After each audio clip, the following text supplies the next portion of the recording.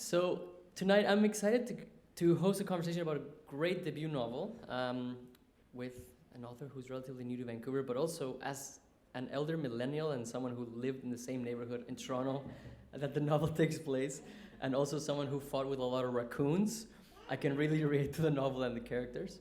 So I'm just going to introduce them and we'll get going. Suzannah Showler is the author of 2 collections of poetry and a book of cultural criticism about the Bachelor franchise. Her work has appeared in the New York Times Magazine, Harper, Slate, Buzzfeed Reader, the Walrus, Maisonneuve, Hazlitt, Los Angeles Review of Books, and many, many other publications. Wonderful to have you here. And Mandy Len Catron is the author of the critically acclaimed book, How to Fall in Love with Anyone, which followed a wildly popular New York Times article with a very similar title. You probably all read it or shared it many times, or you would probably went on a date where people try to pull all those questions on you, like I did many times. Didn't work, still single. We gotta talk after. I need the update. Her articles and essays can be found in the New York Times, The Guardian, The Atlantic, and The Rumpus, among other publications. So they're gonna talk for about 55 minutes, and then you get to get your book signed. So please join me in welcoming Suzannah and Mandy on stage.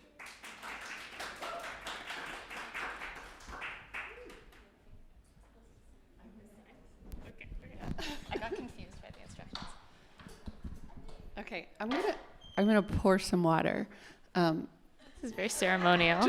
I know we're supposed to get started, but yeah, let's have some water just so we're ready. Do you want me to pour while you do things? Okay. No, that's okay. We're fine.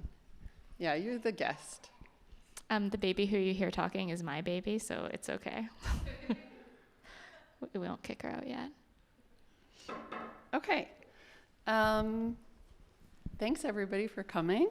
I'm really excited to talk about this book. I told Suzannah I have 2-year-old toddlers and I never get to just like leave whatever they're doing to read for pleasure. But this week I've had an excuse to, and it has been such a pleasure. If you haven't read the book, it is so weird in all the best ways.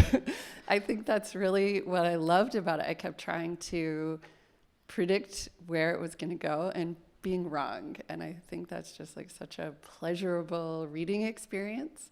And there were so many lines and sentences and whole paragraphs that I really loved. And I would just stop and read them again. And I was like, this is a novel by a poet. And it was just really a lovely read. And so I wanted to start off just by hearing you talk about how you came to write this strange, beautiful book, and how it became the thing that it is. Yeah, so it's a little bit of a complicated provenance. This is going to be like,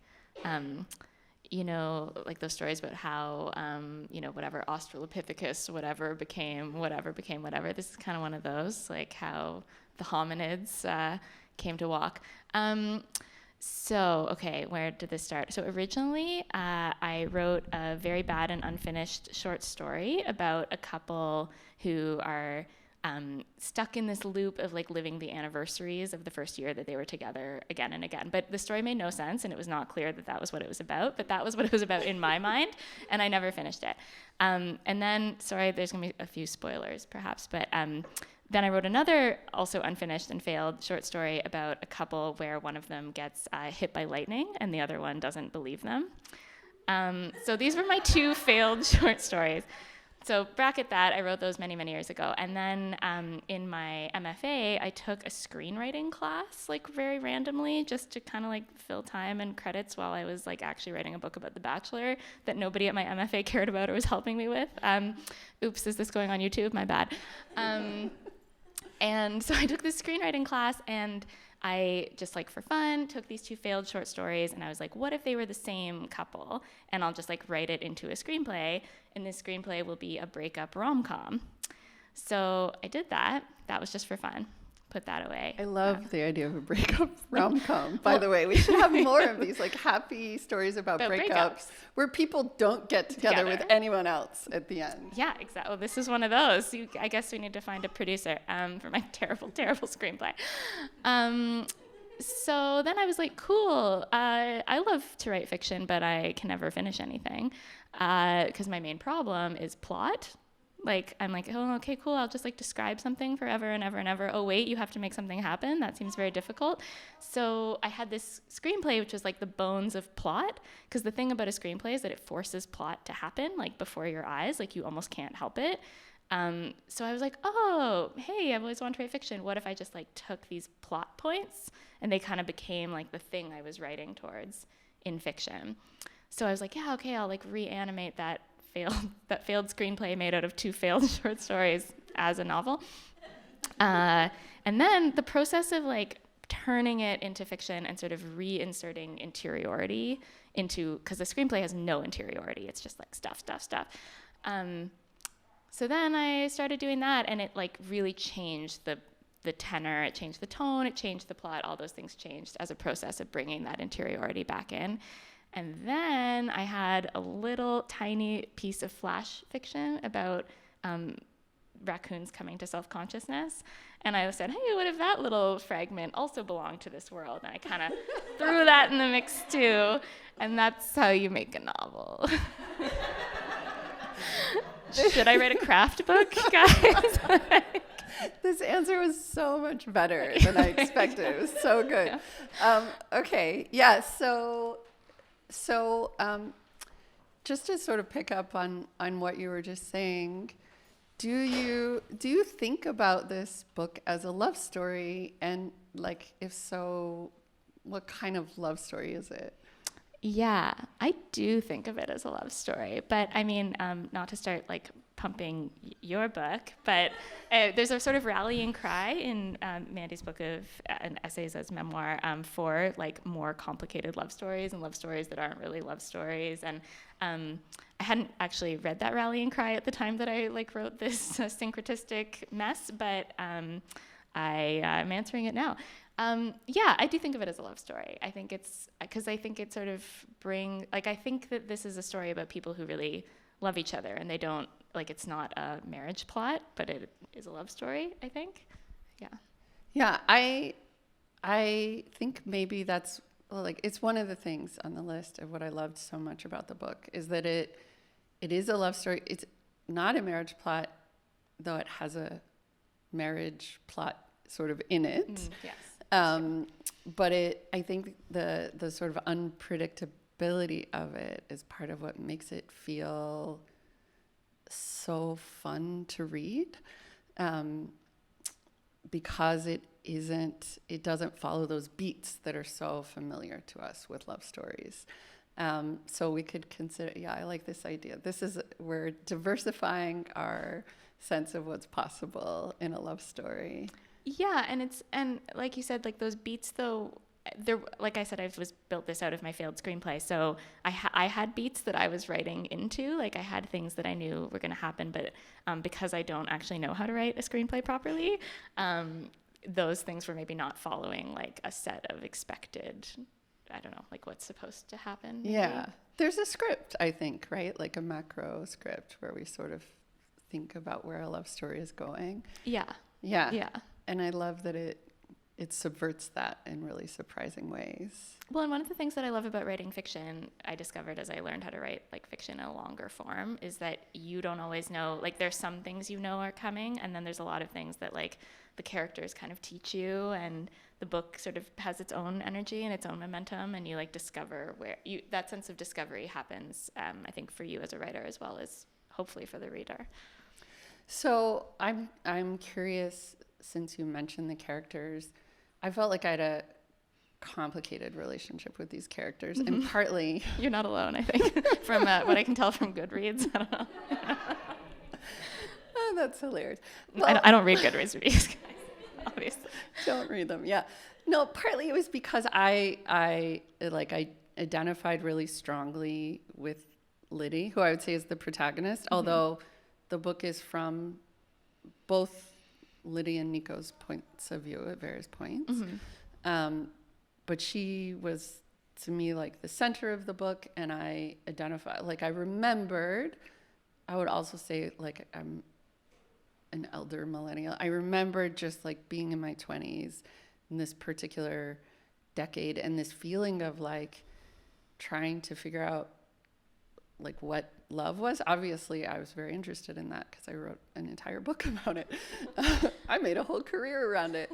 But it just felt so complicated to me and unclear, and I felt like it was just like the most meaningful and original experience I'd ever had. I was like, I understand logically that other people have been in love, but no one's felt like I do, which I think is so true. There's this like kind of infatuation with love and thinking, and so the characters in this book make their relationship into a kind of all-consuming project, which is these anniversaries. So I was wondering if you could just sort of talk a little bit about the characters and their project and how you think about that in the book. Yeah. Okay, wait, I have many things to say. Having already mentioned Goodreads, I'm now going to mention a Goodreads review of my book, which is actually maybe my favorite one, because it was this person who was like, I hated these characters. I hated everything about their project, but like loved the vibe and loved the sentences 5 out of 5. And I was like, you are my person. I love that. It's like, I've just been waiting my whole life for someone to tell me like they love my sentences and my vibe. I don't even care if you like my project. Okay, so yes, these characters. Yes. So I too find Lydie somewhat relatable, but I also kind of find Nico relatable, and I think that that's surprising to people, or like the feedback I get from people in my life is sort of like, oh, like Nico bothered me so much, or like I know that dude and like he's so annoying, and like I feel that way also, but there are certainly things about him that I put myself into both of these people, and I think and also I put lots of other people who I know and don't know into them. So yeah, wait, what am I saying about the characters? Yes, it is primarily focused through Lydie. Certainly she sort of takes up the bulk of the book, and Lydie is a character who's very like uncertain and ambivalent, and like having a very hard time inhabiting her own experience, which is like possibly a slightly infuriating thing to like read through, but maybe has its payoffs. Nico, on the other hand, is someone who's like very certain and has like a really strong kind of sense of like momentum, but that momentum isn't always focused or like benevolent necessarily, or like good, for lack of a better way of putting it. What else can I say about that? What else am I talking about? Can you talk about their project, about their anniversaries, which honestly like intrigued and terrified me as a reader. Yeah. The project of the anniversaries, like I sort of felt like I was flirting with this line of realism there, where on the one hand, so I mean, yeah, basically these people are on the first anniversary of the night that they meet, they recreate the night they met in the way that, like, I don't know, maybe people do that, or it seems like they do, perhaps, you know, on TV. And then they get kind of like caught up in the like romance of it, and they carry on the next day, and they're like, well, what were we doing on like the second day we were together, and what were we doing on the third day? And they just kind of keep going, and by the time we meet them in the novel, they've been doing it for like 3 years. And so it does kind of flirt with this question of like how, and I did run into some logistical problems with that. Oh, that's interesting. By the way, when I was like working through it. So I have a whole spreadsheet at home that has like the actual dates that would line up with like real things that were happening in Toronto at that time, and like ways that their anniversaries would have intersected with real life. And there are some flaws in the system. So for example, like leap years. Oh my God, I didn't think about that. So there's that. And then there's also things like, you know, free day off. Very often, like, you have a special event happen in your life, like on like that you maybe make happen because it's a weekend, but it's not going to be a weekend next time necessarily. So there are some questionable things about the reality of this, which I kind of tried to explain away by having it be like, it's not that they're permanently recreating their life 24 hours a day. It's that any given day they have like one moment that they've kind of like distilled or captured as an anniversary that they like recreate. And I think one of the things I wanted to sort of explore with that, well, there's a few things, but this idea that like the way memory works is that often we're just remembering the act of remembering. And this is sort of a literalization of that, where like, are you recreating the anniversary, or are you recreating the thing you do when you recreate the thing, right?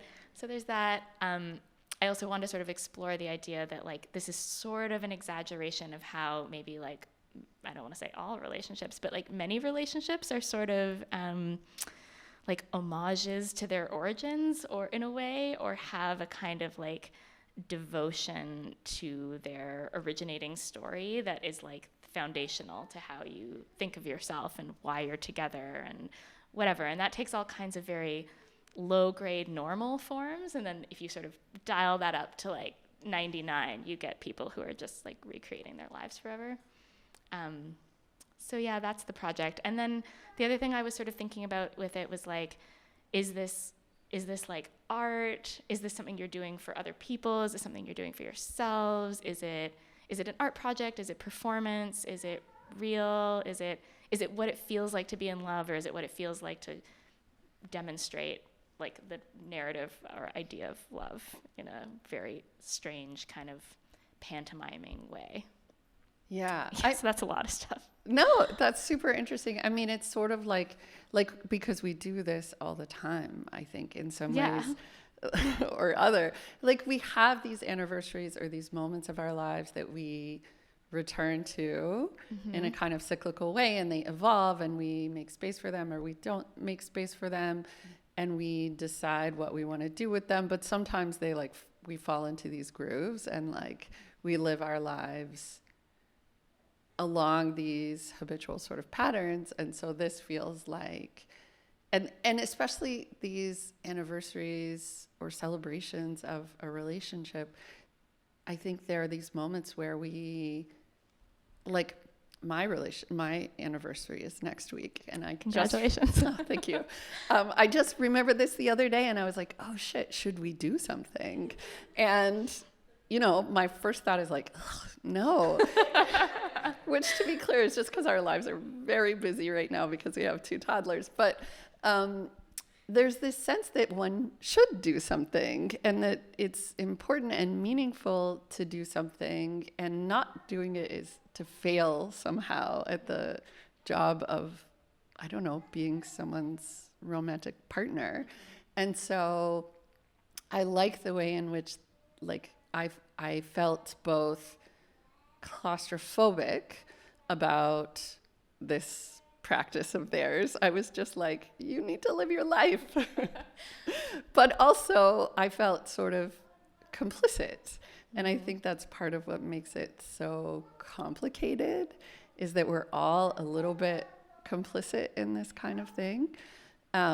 So could you talk a little bit about, so the effect in the book, at least, is that there's this sort of cyclical feeling when it comes to time. And we see, particularly in Lydie's mind, this sense of like you have these sentences that are like, they have celebrated, they celebrate, they will celebrate, which just conveys this sort of like unending infinitude of this repetition. And so I was wondering if you could talk about like how you thought about time in the construction of the novel, especially given that it's part of the title. Yeah. Okay. So I have 2 separate thoughts about this. One is about those sentences. Those are not late edition, but a semi-late edition. I was looking for some way to kind of like aesthetically convey a sort of like, almost like a nomenclature of these anniversaries, and the way that it's sort of embedded in Lydie's consciousness. And it's almost like a little incantation that she kind of says to herself at various points, anytime sort of a moment of anniversary. It's like a self-soothing mechanism almost, right? That's the kind of language you use when you have a toddler, by the way. Self-soothing just is at the tip of your tongue. So yeah, that that sense that at any given moment, you're living both in the moment as it happens and reflecting on its history and projecting towards its future is sort of like the way that she's articulating herself in the present. The way I thought about time in the novel got a little bit convoluted for a lot of reasons, hence my spreadsheet. But so a lot of it sort of refers somewhat obliquely and sometimes directly to like time theory from a particular philosopher. Does anyone want to talk about time philosophy right now? Yeah. And like go down that rabbit hole? So Henri Bergson, I don't know if has anyone read Henri Bergson? Hands, anyone? Yeah. Henri Bergson was like a rock star philosopher of the early 20th century and had all of these theories about time that really ended up influencing a lot of other philosophers, and then everyone like kind of forgot about him. And he was also super influential on like early modernist writers. So like Virginia Woolf, like Proust, these were all people who were reading Bergson. And the main thing, he said a lot of things, and I won't try to recreate them because he was a philosopher who wrote in French, so don't need to do that. But one of the things I really took away was this concept of, and Nico actually like apes some of these ideas in his own thing, but, hi, oh.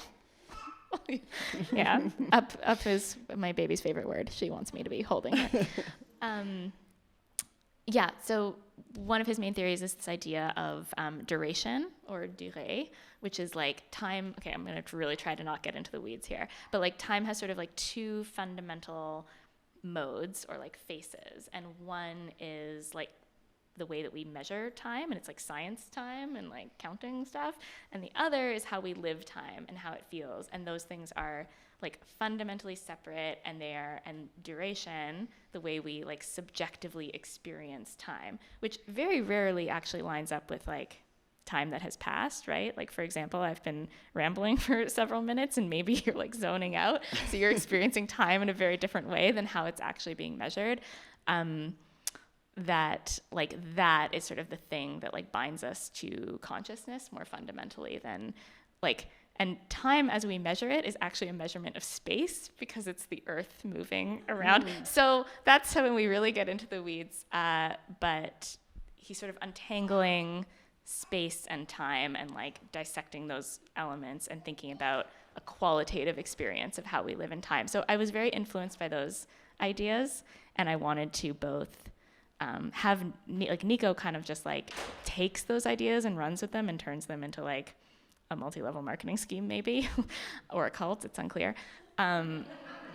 But when they're sort of enacting these things, these two characters are like kind of exploring that in a way that part of me finds kind of admirable. It's like devoting yourself in a really full way to like art, but also I think it's like absolutely bananas and claustrophobic, as you say. Yeah. Does that answer your question? Yeah. Yeah, no, it does. It's great. I love it. That was a really good answer, and I'm glad that you went into the weeds. Great, good. I'm glad. No, I think it's really good. I've actually been reading the new Jenny Odell book, so I've been thinking about time. She talks about Bergson. Yep. Yeah. I was like, oh, I do know this. And so I have a theory about your book, Great. which maybe or maybe not is correct. I'm glad you do. It's awesome. So to me, the kind of counterpoint to the cyclical, repetitive anniversary structure, which really felt like the structure of the book because the sections are labeled, day, whatever. So we're always thinking, Lydie is always thinking, by extension, we're always thinking of like what day in the cycle of their anniversaries it is. But there is also this like forward momentum that kind of exists counter to the cyclical momentum. And to me, that was really embodied by the raccoons. The trash pandas. Yeah. And so I don't know if that's how you think of the raccoons. That's my theory. But I was wondering if you could just like talk to us about their role in the book, because it comes like so out of nowhere. And I'll just say that the language of the raccoon, it was like really beautifully written, but it was so mammalian. You know, it's so visceral Yeah. that at times I struggled. Yeah.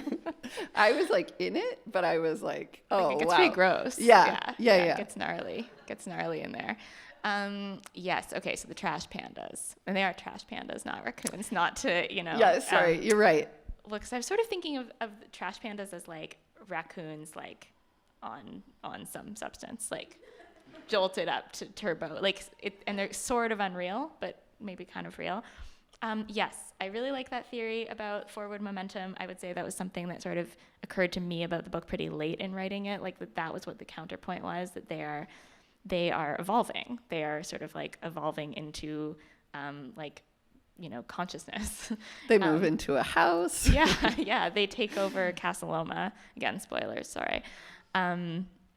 So yes, things I was thinking about with the raccoons was that kind of counterpoint. I was thinking about the raccoons a little bit about sort of like a really like raw expression of desire and like what it means to want things, which is something that these human characters kind of struggle with and grapple with a little bit. Like, what does it mean to want things? What do I want? Can I inhabit my own wanting? And the raccoons are just kind of like, they just like want stuff and then they evolve to get it.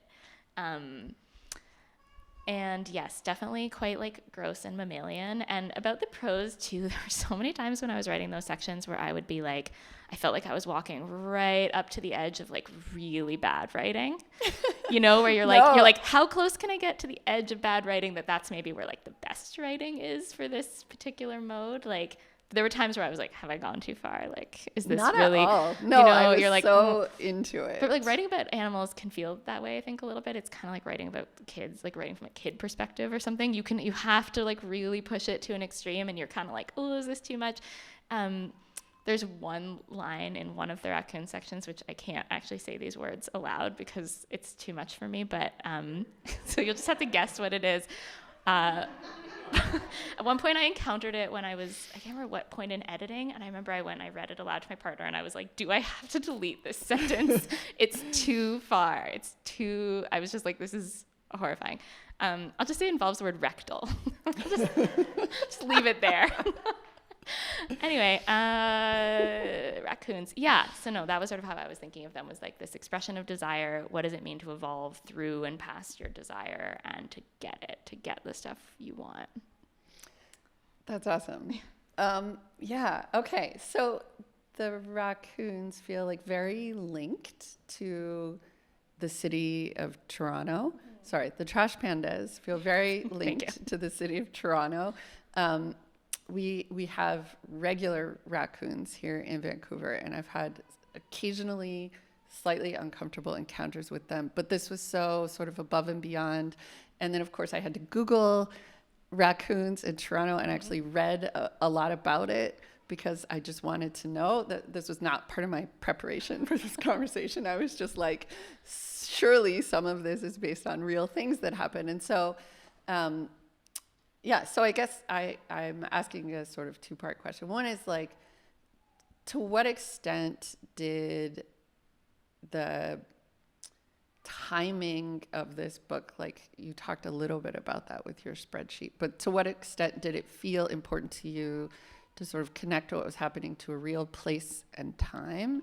And then, you know, the second thing, or a little elaboration, is, you know, how are you, like, Toronto feels so essential to the book. Like, it feels cliche to say, oh, Toronto's a third character in the book, but it's very much like the setting, it couldn't be set anywhere else. And so I was just curious about how your relationship with the city sort of shaped the book. Yeah. Okay. So City of Toronto, and wait, there was something else you said about, I was like, timing. Like, yeah. How much setting. is it set in that time? It's very much set in that time and place, for sure. And like I said, I got my like fact checker brain in on it, hence the spreadsheet. And I would get very like, so when I was in my early and mid-20s, I guess more like mid-20s, I wrote for a little while for a now defunct site called Torontoist. And there used to be a whole bunch of these IST sites. I think it still exists in the States. that was one of the first kind of like writing jobs I did. It paid very little money, but it was fantastic. And it was all of these like young people who then, like, now you've probably seen their names and all, like, they're all like editors in magazines across Canada and all these things. It was sort of like, it was like this farm team for no one kind of site. And it was all about like city civic things. And so that really brought, like, my mid-20s were very embedded in that place and in a feeling of like investment in like what it means to live in a city and to be a part of a city. And it felt like so cool. It felt so cool at the time. Not specifically Toronto, it's just like being in a city and being a young person felt really awesome. I remember this. Yeah, like, and I think I just, yeah, I know, I'm like, I vaguely recall. And so I think a lot of it was me trying to capture just like that feeling, and that sense of that feeling for me happens to be very linked to that place. And also, I mean, now I'm getting a little further afield, but like that was right around, and this stuff comes up in the book, like the Occupy movement, you know, Rob Ford being elected mayor of Toronto, which was one of those sort of first early big kind of like populist election choices that sort of ended up feeling like a bit of like a harbinger of like many other things to come. And it felt like sort of the last, again, because I was young and this happens to be where I was when I was young, but it really felt like the last of a certain kind of like permissible innocence that has like eroded since then. And it was just like things were just on the verge of something else, you know? Technology was changing really quickly. Again, I sound like ridiculous right now. I sound like such an old person. But yeah, that was like right when everyone was getting smartphones and like, you know, it felt like a particular way to me. And I don't have a grand like thesis on that I can like, I'm not gonna like write a book about my grand unified theories of the effect of technology and raccoons. But they do intersect in the book. I had a feeling about it. I felt like I could convey a really particular feeling of a particular time and place because it felt very like embedded in me, and I thought that I could express it with enough fact checking and enough spreadsheets. I thought I could get it right. That was my urge. I felt an urge to get it right. That was, I haven't spent very much time in Toronto, but I like ended the book feeling that I had. Great. Now you don't have to go. Save the carbon. But yeah, I think probably we're close to the same age. And so I felt so both immersed in this place I had never been, but also immersed in this period of time, which does sort of retrospectively feel like a kind of pivot point, which is like, you know, it's the end of the Obama, the beginning of the Obama administration and the beginning of the smartphone. Like I noticed that she had an iPhone in that scene. And of course I went and Googled, like, when did the iPhone come out in Canada? Because I was like, oh, this particular moment. And there are scenes where they leave their phones. They're away from their phones for a period of time. And I thought, oh, no one does that now. But back then, that was possible. Mm-hmm. And so anyway, there's this very, I think, I wouldn't call the feeling I had nostalgic necessarily, but like a strong sense of when that was, like when that moment was and what it was like. And I could recall it so quickly. Okay, so I want to pivot. You've written a book about The Bachelor. Correct. Yes. It was a while ago now, but yeah. And I'm interested in whether or not there's, it suggests to me like a general interest in relationships, love stories, how people kind of like connect with each other, how we think about love in popular culture. And I was just wondering if you see any kind of through lines between these two books. Yeah, absolutely. And it took me a while to realize that, ironically. Like, you'd think I might have noticed that when I was like writing a breakup rom-com and at the same time that I was writing a book about The Bachelor, you think I might have been like, oh, that's what I'm interested in. But yeah, I mean, so my The Bachelor. I will not give you my grand unified theory about The Bachelor, but though I do have one. You can. No, I'm like, oh, do I even remember? It has to do with like American national identity and about game shows and marriage plots. Okay. Okay, I'll make this one really brief. Like a game show tells you that anyone can win. It's a competition, right? And a marriage plot tells you that the winner is fated, or like that a destiny is fated, right? And The Bachelor, this is my theory, is like so addictive because it manages to somehow be both a game show and a marriage plot, and it tells us that simultaneously, like, you are fated to your inevitable win that you also have to work hard to achieve. And that my theory is that like particularly appeals to like the American national psyche, because it both is like pull yourselves up by your bootstraps and also you're like already excellent all the time. This is so interesting. Anyway, that's my 30-second summary of The I Bachelor. love this theory. Okay, But my other real interest in The Bachelor, besides dissecting America, is like this idea that like under incredibly like constrained and unreal and produced and artificial conditions, people still have real feelings. Like, those are real feelings. They are. Sometimes. Like, you're watching people, like, the production of a feeling, and the idea of, like, of external conditions and, like, labor that goes into creating human feelings and human emotions. So those ideas were certainly super present in this book, where it's, like, what is real? Like, what is love? Like, what but a feeling could be more than a feeling, guys. It's just another feeling. Like, I don't know. So yeah, this idea that these people are kind of creating these incredibly like rigid and constrained things in order to produce something real. And is that thing real, or is it the constraint that makes it? I don't know. Okay. So that's what was there. I have questions. Yeah. Okay. So the way, I just want to clarify first. So the way, Good idea. so essentially what you're saying is like the celebration, the anniversary, whatever that looks like. So some examples of what it looks like. So when they recreate their first anniversary, it's like they met at a bar, Lydie was drawing, Nico sat down near her and they started talking. And so they recreate that exact scene. But then other times it's a small thing, right? Like, for practical reasons, because it's not always a Thursday on a Thursday. Yeah, but also like Also, because you do have to live your life like a little bit. Like, you have to function in society like a tiny bit. Yeah.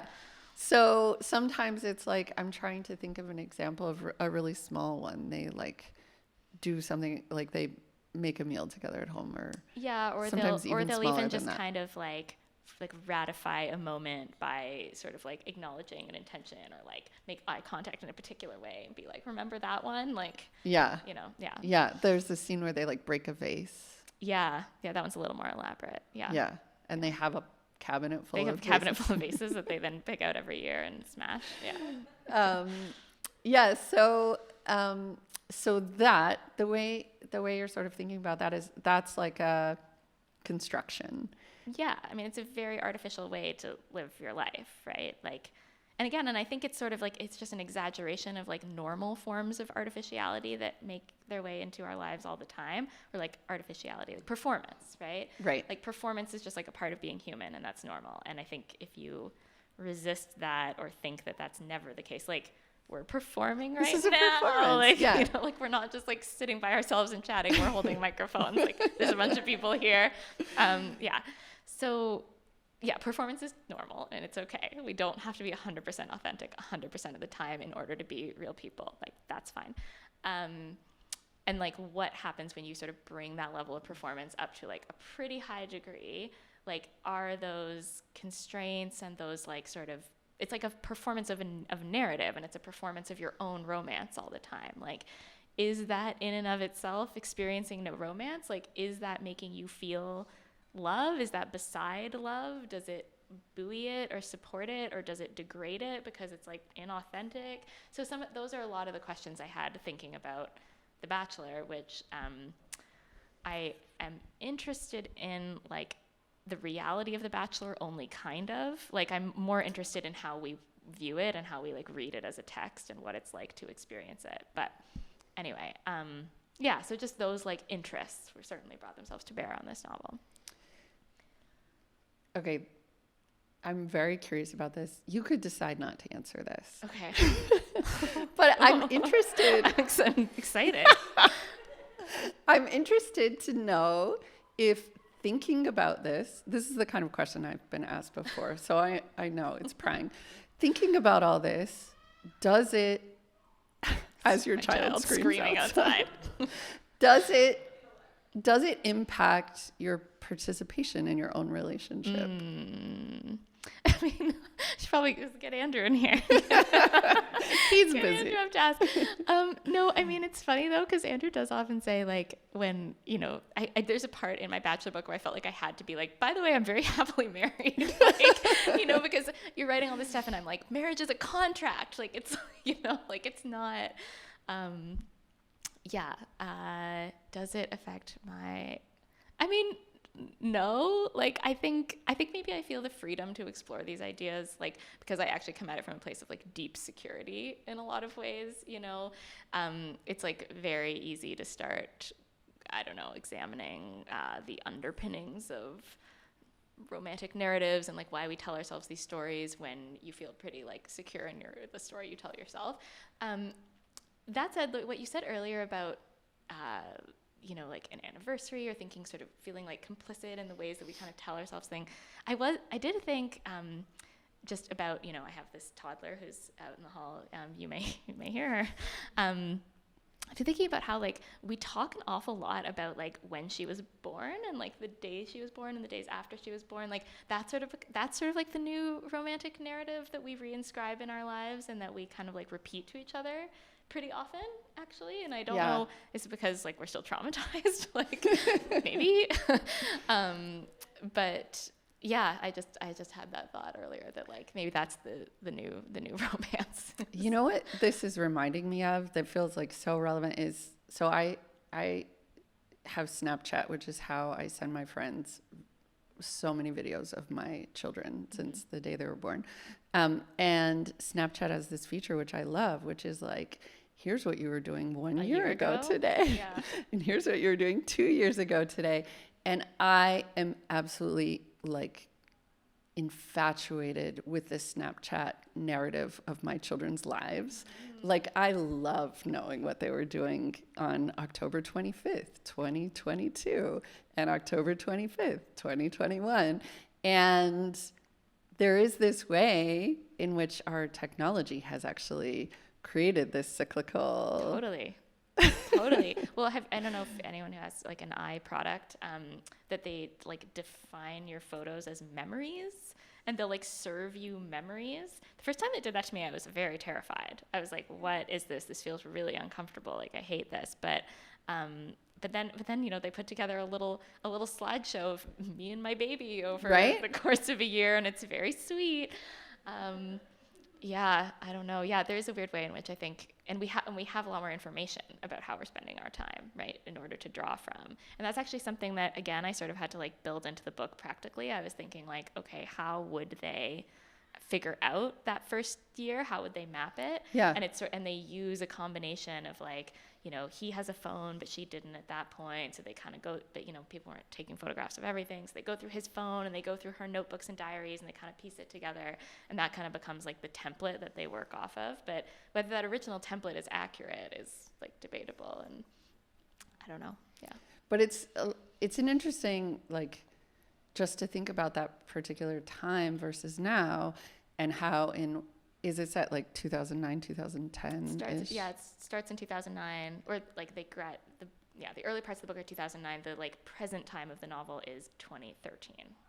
Okay, right. Yeah. So, so the way in which like our relationship to memory has shifted since then because of our devices, like because of our phones and the apps that we use, and the ways in which like there would be no question now what we were doing a year ago on this day.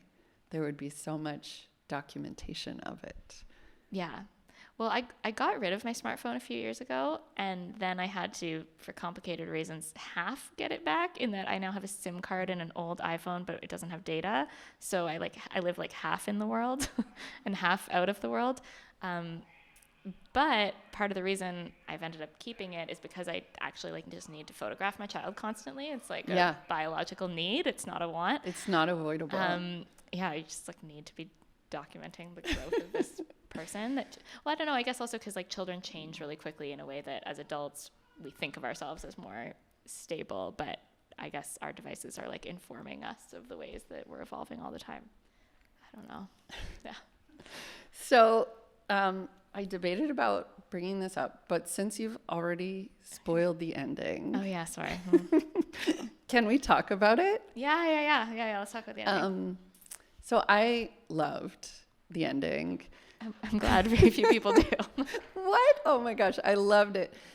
So it takes a bit of a turn, and Nico makes this project, and he becomes a millennial Tony Robbins. Yeah. Because part of why I think we read love stories is we want to know either A, if people are going to get together, or B, are they going to stay together?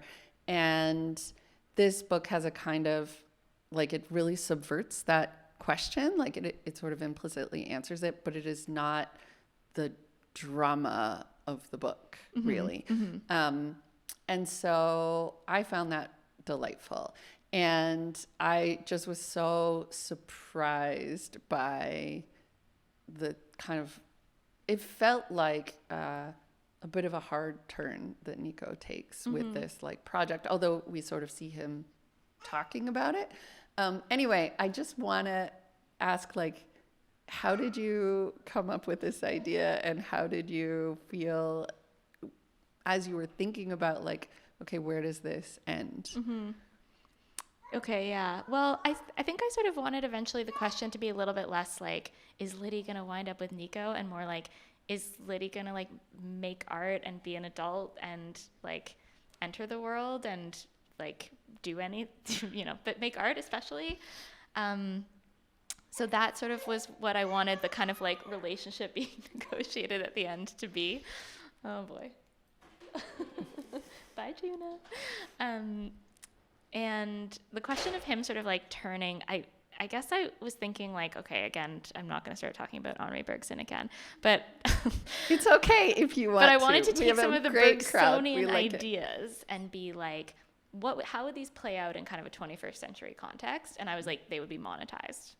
Like, they would, like somebody would kind of, and with Nico, I really did like I said, I really do like sympathize with Nico in a lot of ways. And I want to take somebody whose ideas are like actually kind of like well-intended and like, philosophical and, but like how does that kind of like curdle in and on itself? It's a little bit like that question of like when you go so far left wing that you become right wing. Like he's a little bit of one of those people where you kind of go all the way through like libertarianism and come around to something else. Like he's sort of flirting in that space for like of the question of like what is the individual benefit of this set of ideas that he is ostensibly trying to make democratically available to people. Like, you just sort of end up becoming like a confusing kind of, and in the millennial version of that is that like your relationship between irony and sincerity gets very muddled, I think. And like the question of like, is he just kind of, am I allowed to swear? Like, I don't know. It's on YouTube. Is he messing with is he just like messing with people in this, performing this kind of guru Tony Robbins role, or is he for real? Is the monetization a joke? Is it just money? Does he believe in it? I think I just wanted that to sort of end in a space where like, I genuinely don't know. You genuinely don't know? Like, how for real is he? Yeah. I don't know. I don't know if he knows. He's a millennial. He can't possibly know how for real he's being. Yeah. Do you think that question, like the muddling of irony and sincerity, like belongs to that particular generation at that particular time? I think it belongs to me. No, I mean, I think it does, but I don't know. I mean, I don't think I know enough about other generations to say, but it certainly feels like it's very much a part of the fabric of like what I was raised in and what I was influenced by, for sure. Yeah. Like, because if you're a millennial and a sort of middle-aged to elder millennial in particular, then a lot of what you sort of consumed as a young person was like Gen X content, right? Which had a very particular like saturation with like irony. Yeah. And you kind of like grow up steeped in that. And then there's all these kind of like the sincere urges of like individual self-actualization. That's part of the like you're a special snowflake generation thing that I guess we're in. So I don't know. I guess I feel like my relationship to irony and sincerity like remains incredibly muddled. I don't know. That's so interesting. I mean, this feels like very true to me. Like it very much feels like of a particular place and belonging to a particular group of people. Like I look at my students and I don't see much interest in irony. No, they don't have any interest in irony.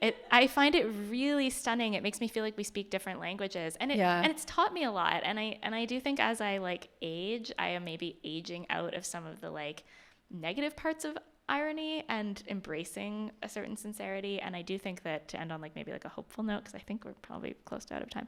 I don't know.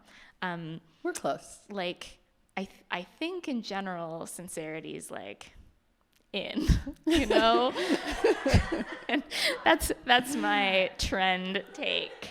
Sincerity is cool, and that is good. I think it's good.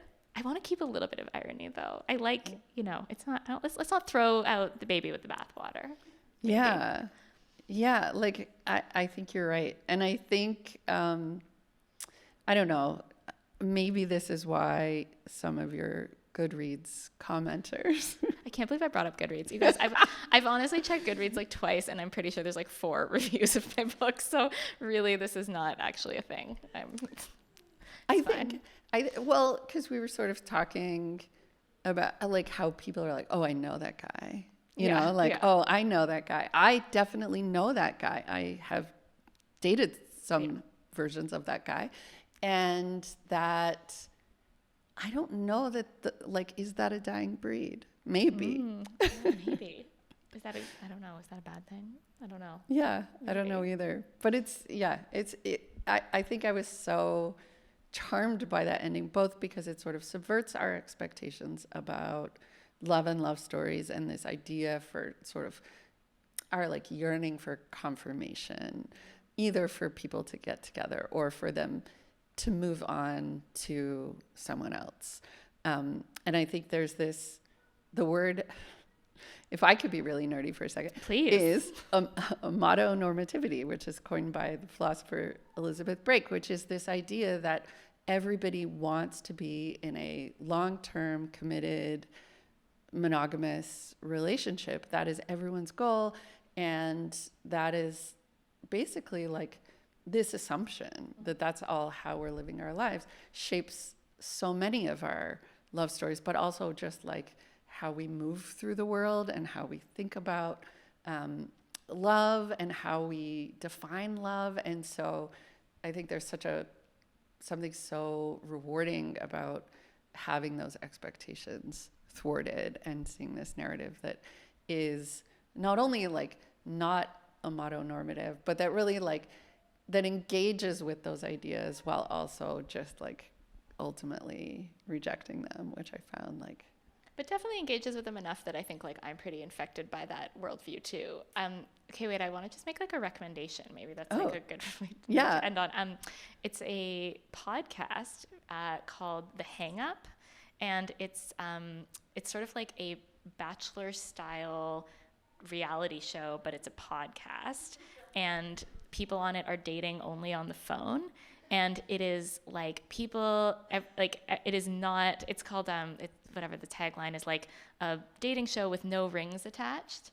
And the idea is that at the end, like they don't and like everyone on it is like poly, and they're like, everyone identifies as all kinds of things, and everyone's just into anything. And at the end, they either get to go on a vacation together, or the person who's chosen gets to say like, JK, I'm going to take $1,000 and not go on a vacation with you.